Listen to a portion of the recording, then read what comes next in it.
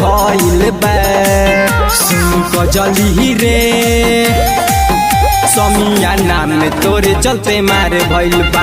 समियाना में तोरे चलते मार भइल बा।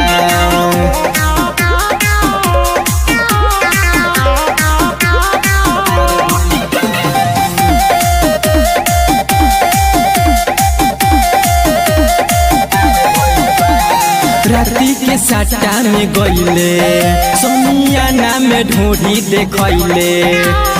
राउटी के पीछे दूगो लड़का के बोला के चोली के सामान चिखले। राती के साटा में गईले समियाना में ढूंढी देखले। राउटी के पीछे दूगो लड़का के बोला के चोली के सामान चिखले। तोहरे चलते जानत